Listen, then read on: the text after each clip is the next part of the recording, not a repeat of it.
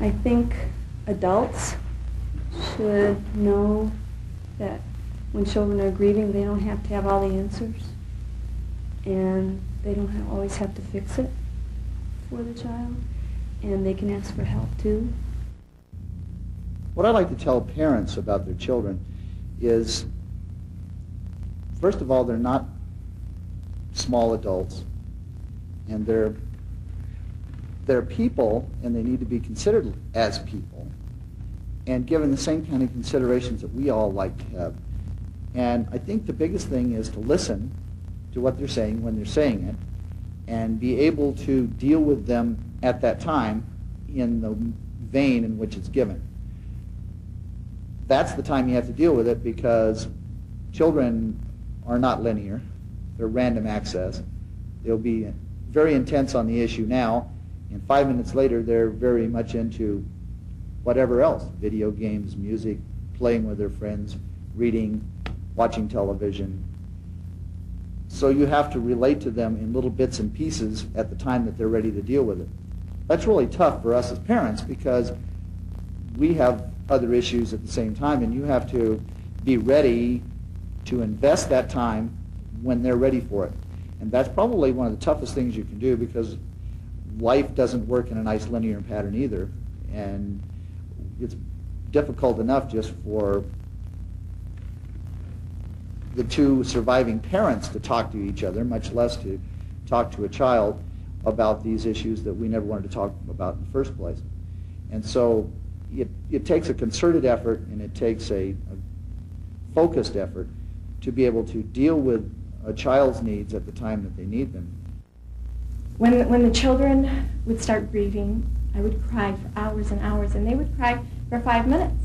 And then my teenager would jump on the phone, and the other one would go out in the backyard, and I'm the bereaved, and I'm like, why are they playing? And I was confused, and I learned that they have to do it that way. They have to grieve that way, and I have to give them that permission. And I had to ask the grandparents to give them that permission, and the neighbors, and everyone that touched them. I went into the principal, and I went into the school, and I found that the teachers were in awe at what I was asking. They just didn't know, and I said, please, if my daughter starts to cry, don't be so strict, and tell her to shape up. Tell her it's okay to take a few minutes in the hallway, and she'll be able to get herself back together. We've given her some coping skills, and we work on it, but they grieve differently, and we have to. It's not a scheduled grieving. I would like to let parents know that they should encourage their children, especially teenagers, to be with their friends, to do the normal routine things, and not be caught up in necessarily what mom and dad are going through at the time. The child, the teenager, needs that opportunity to go back to the normal routine. At least some of them do in the early days.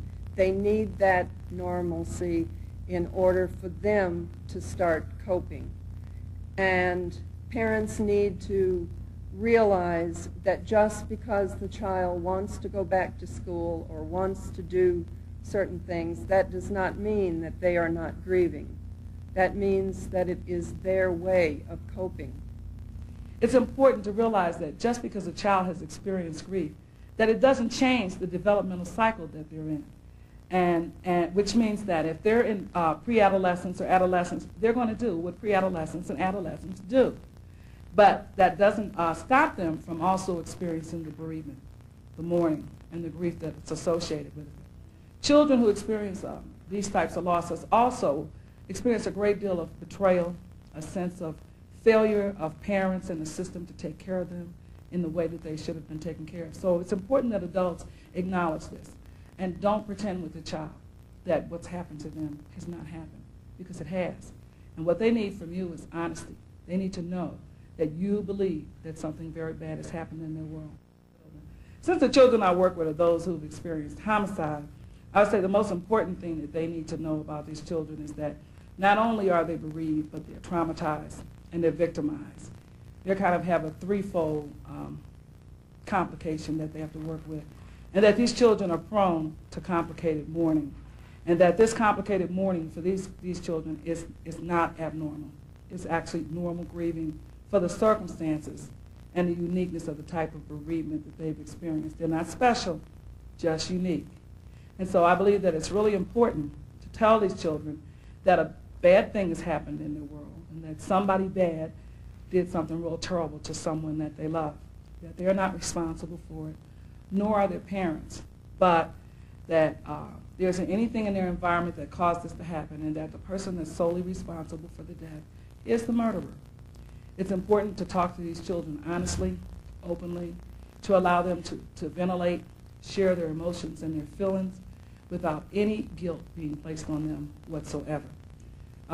It's also important to help adults to understand that these children will grieve developmentally in short spaces. Every day won't be a bad day for them. Adults should know that children will grieve, play, ask questions, and grieve again. Children grieve in short spaces. Adults need to help children understand that crying and questioning are healthy. They don't make you cry when they speak about their loved one. They should not be afraid of your tears, and they should ask questions without fear. Adults don't need to have all the answers. Adults can ask for help too. Children need adults to listen when the child expresses the need.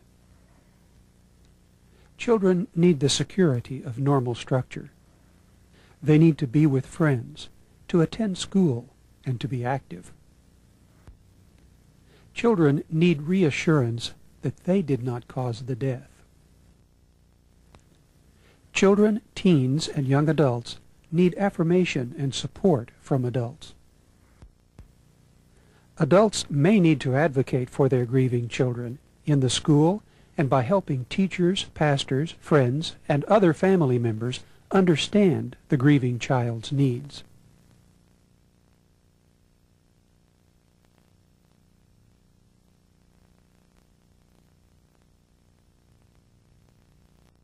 When it came to my son's birthday, my older one didn't want it mentioned. She didn't want it mentioned. And the younger one said, how could we forget Vinny's birthday? And so we came to some common ground and we went to a favorite place because the young one initially wanted a party and the older one wanted to forget it. So we got green balloons and we went to where he liked to fish. And then we invited the young friends and the neighbors and the cousins. And a lot of them didn't even get to say things to Vinny. The funeral came so quickly that we had people telling their children, well, you can't go to the funeral and you can't see Vinny. And you know, just so much happened so quickly. So in this memorial on his birthday this past February, they were able to, if they chose, to write on a balloon or something, something they would like to say to Vinny or something that they miss. If they just miss playing with him, and we let the balloons go that day. And it opened some lines of communication. His friends don't know what to say to me anymore. You know, they used to always come and play, and they don't have a common ground. So it broke some ice that they didn't even know it was okay to still talk about Vince. And we talk very openly about Vince, and we give the girls a lot of reassurance. We didn't choose to make it look like we love Vinny more, and we stress that really strongly. And I don't think that they think that unnaturally. I think that every child thinks that. I don't think it's anything that we specifically did, but we had to reinforce them because Vinny was the center of our crying. Vinny was the center of my devastation, the lack of my functioning, and I had a real hard time, you know, being able to enjoy them, and it took time to get back to that. And I reassured them that if it was them, if it was Vinny, I would love and I would be crying just as hard no matter who I lost, and that as a family we would heal together. One of the things my sister did, that we did for my sister, is that when she turned 16, we gave her a very special birthday party. And we knew that we couldn't make up for the fact that she didn't have a mother. But all we could do was be her sisters and give her what our mother had given us, and that was a sweet 16 birthday party. And we did that, and she was real thrilled because she knew that we had all had it, and she had never had a chance. So we wanted her to have what our mother had given us, and we gave that back to her. And one of the things I want to say is that for parents, for adults, it's important that you talk to your adolescent children, that you don't leave them off on their own. They cannot take care of themselves. They need your guidance and they need your direction. And even though it's real hard for you right now, when you're hurting, it's important to make them a priority. I'm Darcy Sims, and I'm a grief therapist and a bereaved mom and a bereaved child, having just buried my mother and my father as well as my son. And there have been so many wonderful stories and wonderful things to say that the only word I want to talk about now is the last word, and that's the word goodbye. And goodbye has always been a part of our family. I grew up military, I married military, and I think I said more goodbyes in my life than most people. I'm 46 years old and I've moved 53 times. And there are a lot of goodbyes in 53 moves. And our daughter has moved a lot too. And after our son died, the very first time we moved, Allie got very, very upset. She was 5. And she was horribly upset, and much more upset than I thought perhaps she should be. We were moving. We were going to actually get to live in a big house, and Dad had a good assignment, and this was a good move for us. But she was horrified, and she cried a great deal. And when I would ask her what was wrong, she would just look at me and she'd say, "You just don't understand." And she was right, I didn't. And we weren't communicating real well. And she finally said, "You just have to do something, Mom. What if he can't find us? What if he can't find us? We've said so many goodbyes."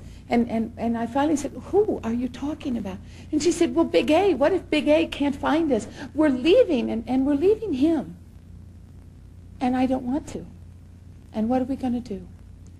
And how do you tell a 5-year-old that he wasn't coming back? How do you tell a 5-year-old it didn't matter where you lived anymore? How do you tell a 35-year-old it didn't matter anymore? And so Allie and I thought for a very long time together, and we puzzled about it, and we had lots of ideas, and we threw them all out. And finally, and I don't even think Dad knew this, we finally bought a box of Hi-Ho Ritz crackers. And we sat in the back seat, Allie on one side of the car, and I on the other. And while Dad was backing out of the driveway, leaving our last home and headed towards our new one, we crumbled those crackers in the back seat. And then we rolled down the windows, and we left a trail of cracker crumbs as we drove out. And we ran out of cracker crumbs about 150 yards from the house. But it didn't really matter. We were moving 3,000 miles. But what Allie taught me was her needs taught me to be creative. We had to figure out a way to leave a sign, to leave a message, to leave a trail of cracker crumbs. And as we were saying goodbye to one house, we kept saying to Big A, "Come with us, come with us." And what she taught me is that you don't have to say goodbye. And there are a whole lot of people in this world that think you have to say goodbye to someone who's died. And when it came my turn to say goodbye, I couldn't do it. And so I don't. And that's my piece of advice is whether you take cracker crumbs or send a change of address card, I didn't want to say goodbye. I wasn't through saying hello. And so you don't have to. People die, but we don't lose them. They're a part of us. People die, but they don't go away. They're a part of who we are. Find that part. Remember them. You're never going to forget they died, but don't you dare forget they lived. They're a part of who we are, now and forever.